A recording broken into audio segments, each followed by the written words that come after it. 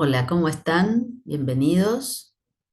Voy a grabar un breve video. Hace mucho que no subo un video a mi canal de YouTube. Eh, Me interesa grabar un video, trataré de ser breve, sobre la naturaleza del lenguaje poético y su compleja relación con el objeto evocado, podríamos decir así, ¿no? En otros términos, es un avatar, una flexión posible de la compleja relación entre el lenguaje y lo que llamamos lo real, aquello que normalmente usamos el término realidad, que es un término también mucho más complejo de lo que parece. Bueno, en este gran problema de las relaciones entre el lenguaje y la realidad, para mí tiene un papel fundamental el problema de la poesía, el lenguaje poético en general, la poesía como género en particular, y su relación con el objeto, con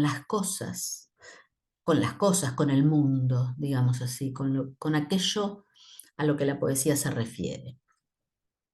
Por supuesto, esto, como todo problema literario, como todo problema filosófico, no tiene una solución, como ustedes ya me han escuchado decir muchas veces. El problema filosófico es un problema porque no tiene una única solución, pero vale la pena explorarlo porque sí es interesante, es fascinante desplegar los términos del problema en algunas de sus posibilidades. Y a mí me interesa particularmente el tema de la poesía en relación con el mundo, los acontecimientos, con los sentimientos, con aquello que nosotros llamamos habitualmente lo real, la vida, podríamos decir, la existencia. Bueno, yo voy a tomar como punto de partida un libro que para mí es ya desde hace muchos años, y no sé muy bien por qué, un libro de cabecera. Digo no sé muy bien por qué, porque soy una convencida de que a veces los libros nos eligen a nosotros, más allá de que nosotros podamos en un acto voluntario elegir un texto, una lectura. Soy una convencida de que a veces los libros nos eligen. Y a mí me eligió este libro, Escribir, de Marguerite Duras. Entre los muchos pasajes muy hermosos de este libro inclasificable, podríamos decir que es un ensayo, creo que está cerca del género ensayo, a veces asume el tono de la autobiografía y siempre de la reflexión sobre la literatura. Dice Marguerite Duras en un momento de este ensayo precioso, que se llama, repito, Escribir. Hallarse en un agujero, en el fondo de un agujero, en una soledad casi total, y descubrir que solo la escritura te salvará. No tener ningún argumento para el libro, ninguna idea del libro, es encontrarse, volver a encontrarse delante de un libro. Una inmensidad vacía, un libro posible, delante de nada, delante de algo así como una escritura viva y desnuda, como terrible, terrible de superar. Creo que la persona que escribe no tiene idea respecto al libro, que tiene las manos vacías, la cabeza vacía, y que de esa aventura del libro solo conoce la escritura seca y desnuda, sin futuro, sin eco, lejana, con sus reglas de oro elementales, la ortografía, el sentido. Bueno, elegí nada más que este breve fragmento del ensayo como punto de partida, como introducción al problema del que estoy tratando de hablar, el problema entre la literatura y lo que la literatura refiere. Duras es una novelista, básicamente. No obstante, en su obra narrativa arrecia este problema. Ella se ha enfrentado al problema del libro, que es un libro respecto del cual el autor lo ignora todo. Es encontrarse frente a la escritura seca y desnuda. Bueno, de este lado de la producción del libro, los lectores también nos vemos asediados por el mismo problema. Cuando leemos poesía, y los invito cariñosamente a leer poesía porque es una experiencia única, o sea, no hay nada parecido a leer poesía. Lean al autor que prefieran, a la autora que quieran. En cualquier caso, la poesía nos arroja al corazón de este problema. ¿Qué dice el poema? ¿Qué dice el texto poético? ¿De qué habla?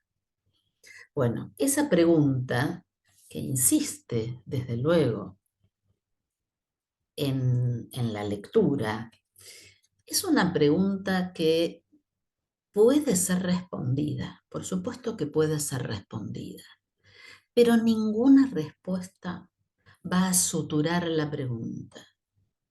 La pregunta va a seguir siempre abierta. Siempre va a haber una nueva posibilidad de respuesta.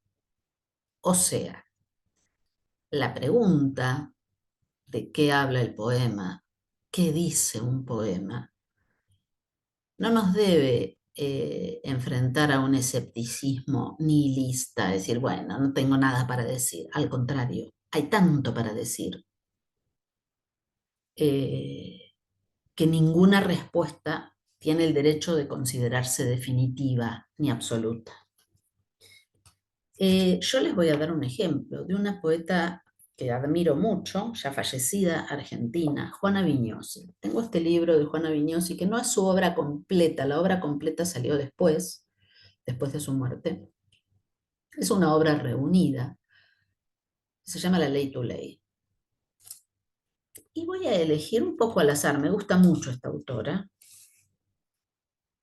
un poema que ella escribió en su exilio de Barcelona, en el que pasó muchos años. No tiene título y dice así: octubre demasiado frío, se cierran aún más estas cerradas ventanas, menos luz en la tarde, flores secas, plumas doradas de la casa, el otoño y sus verduras violeta. Cuando yo solo pienso en las ventanas que van abriéndose, regalos para el calor, regalos para el frío, regalos para qué país. Las niñitas crecen hacia las playas o hacia un interior cerrado de juguetes. Compro objetos para los nombres queridos a contratiempo. Confundo la ropa que debe guardarse con la que debe airearse. En realidad no quiero entender que por el vidrio que acaba de romperse entra el muerto silencio de los domingos familiares. Solo van hacia la playa los que no veo, los que no encuentro a tiempo, no oigo a tiempo. La gente escribe cartas para desencontrarse, pero nunca hemos dicho en vano nos veremos. Y por ahora solo debo preocuparme por cambiar el vidrio roto. Por supuesto que uno, conociendo un poco la historia de Juana Viñosi, eh, podría ensayar una respuesta simple y decir, bueno, la poeta está en Barcelona, es una poeta argentina, nacida en Buenos Aires, que añora su patria, que se exilió por razones políticas, no por placer, y en octubre empieza a sentir frío cuando acá, en su país, en Argentina, empieza a hacer calor. Entonces uno puede con toda legitimidad realizar esa lectura, decir, bueno, octubre demasiado frío, hace frío en el hemisferio norte, acá no tanto. Se cierran aún más estas cerradas ventanas, menos luz en la tarde, cuando acá empieza a haber más luz, ¿no? más horas de luz. Flores secas, plumas doradas de la casa, el otoño y sus verduras violeta. Cuando yo solo pienso en las ventanas que van abriéndose. Regalos para el calor, regalos para el frío, regalos para qué país. ¿Las niñitas crecen hacia las playas o hacia el interior cerrado de juguetes? Compro objetos para los nombres queridos a contratiempo. Confundo la ropa que debe guardarse con la que debe airearse. En realidad, no quiero entender que por el vidrio que acaba de romperse entra el muerto silencio de los domingos familiares. Solo van hacia las playas los que no veo, los que no encuentro a tiempo, no oigo a tiempo. La gente escribe cartas para desencontrarse, pero nunca hemos dicho en vano nos veremos. Y por ahora solo debo preocuparme por cambiar el vidrio roto. Lo leí de nuevo porque estoy segura de que en esta segunda lectura afloraron otros sentidos y podríamos así leerlo 3, 4, 5 veces o las que sean. El poema siempre va a decir algo más. Las preguntas, las llamadas preguntas retóricas, este poema tiene varias, no tienen una respuesta. Justamente por eso se las llama preguntas retóricas, pero no tienen una respuesta porque ninguna respuesta les queda bien, ninguna respuesta las cancela como preguntas, ninguna respuesta sutura ese agujero de la pregunta. No porque no tengamos respuestas posibles. Entonces, piensen ustedes en este juego de la poeta con el vidrio roto. No quiero entender que por el vidrio que acaba de romperse entra el muerto silencio de los domingos familiares. Quedémonos con esa frase. Hay un vidrio roto, hay un silencio propio del domingo familiar, pero eso no nos dice exactamente qué está queriendo decir el poema con esta expresión. Por ese agujero del vidrio roto entra el muerto silencio de los domingos familiares. Solo van hacia las playas los que no veo, los que no encuentro a tiempo, no oigo a tiempo. Se dan cuenta que si hacemos este ejercicio un poco escolar de preguntarle al poema qué quiere decir, el poema se encarga de no respondernos, se encarga de salirse por la tangente, de decir siempre algo más. Nunca eso preciso que queremos hacerle decir al poema.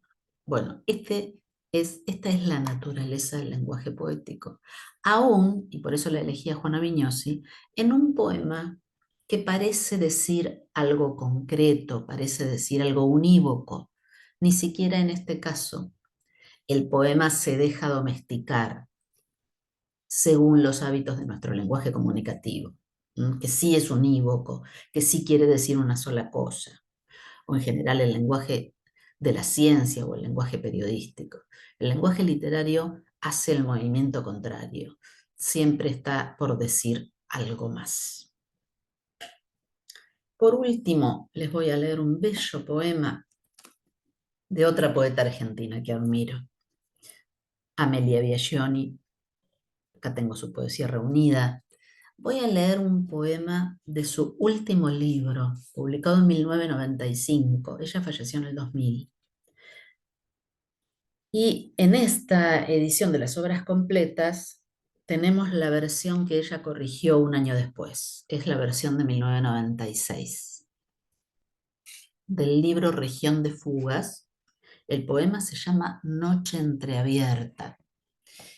Anticipo algo, lo doy como ejemplo muy distinto de la poética de Juana Viñosi. Juana Viñosi parece estar más arraigada en el mundo. Amelia Biagioni parece estar un poco más ligada a la reflexión metafísica, ¿no? A la existencia, a las cuestiones ligadas a la poesía. Bueno, van a ver ustedes, el estilo es muy diferente. Pero nos enfrentamos al mismo problema, al problema de la evocación poética, a la cuestión del objeto de la poesía como un objeto siempre inasible y siempre indefinible por su multiplicidad de sentidos. Noche entreabierta, elegida por el zarpazo que arrebata mi nombre pasajero sobre el último tren, un rayo de silencio me despierta en la torre de mi desconocida. Veo en la oscuridad un vertical fulgir, una axial abismal pensadora sonriente, enamorada mirilla de la luz. Cubierta, revelada por impetuosa negra reja hecha de fauces, del insecto al dragón, con aguijones, cuernos, trompas, tentáculos, mandíbulas, anillos, traiciones, pinzas, garras, vórtices, los ataques y engulles se entrelazan, tejiendo encaje de exterminio y soplo. Esta armoniosa ferocidad oleando urgida, dice el silencio, es ejemplar fragmento del instinto, perfil endrino del aliento, hermosura universal, aniquilándose, comiéndose y bebiéndose para afinarse el hambre que ronda en el sonámbulo corpúsculo y en el espíritu descubre, vaticina, libera. Veo que en el vertiginoso tramo estoy y soy el ansia, que el vampiro es mi sed, del río circular, del horizonte, y el escorpión y el puma son mi nuca y mi frente hambrientas del concierto inaudible. Veo que la subiente estrofa enamorada, devoración, oscura fuga, generándome, es escritura de la luz. Bueno, como ustedes ven, es un poema más extraño, podríamos decir, menos legible, menos transparente, menos inteligible que el anterior. Nos encontramos ante el problema de la evocación poética. No obstante, qué maravilla este poema, cuánta sonoridad. Su musicalidad, su forma, nos permite sospechar que siempre hay un significado más de aquel que me viene a la cabeza cuando lo escucho, cuando lo leo.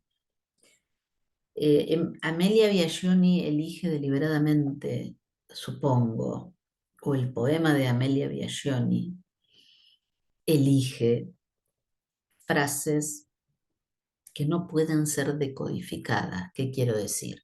No pueden ser traducidas al lenguaje comunicativo. Por ejemplo, un rayo de silencio me despierta en la torre de mi desconocida.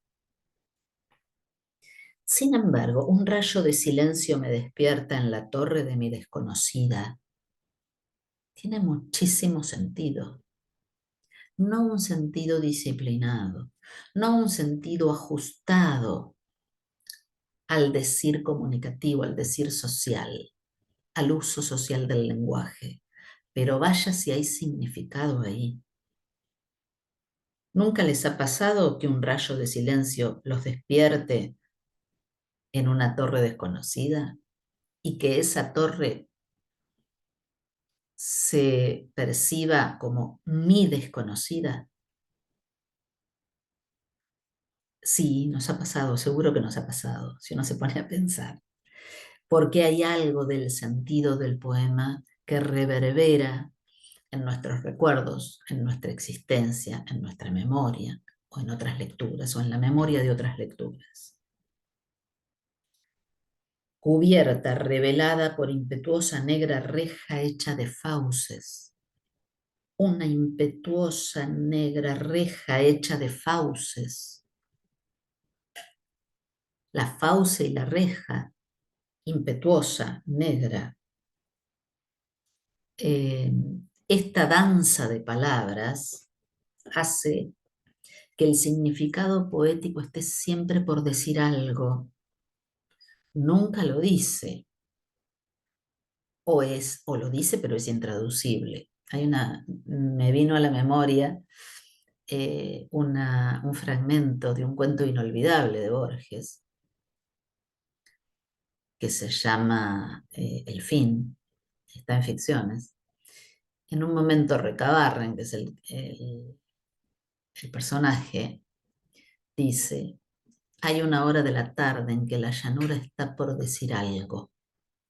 Nunca lo dice, o lo dice pero no lo entendemos, o lo entendemos pero es intraducible como una música.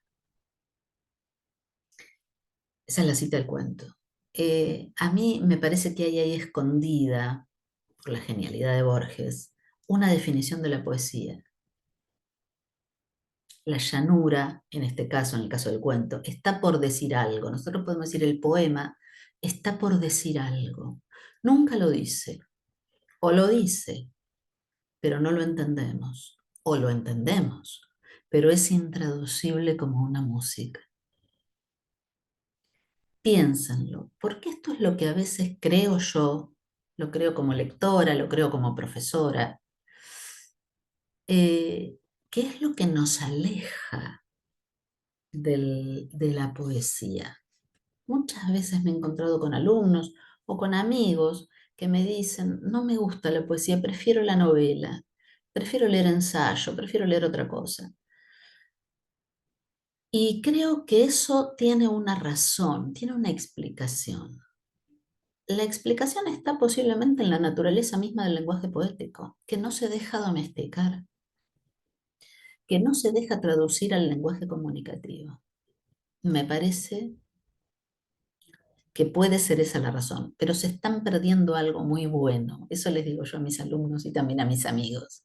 Se están perdiendo una experiencia única, que es leer poesía y poder eh, danzar al compás de estas palabras bellamente combinadas por los poetas y poder decir siempre algo nuevo a partir de lo que el poeta escribió. Piénsenlo, piénsenlo porque vale la pena tenerlo en cuenta y vale la pena, si no son amigos de la poesía, reconciliarse con la poesía. No se lo pierdan. Bueno, muchas gracias.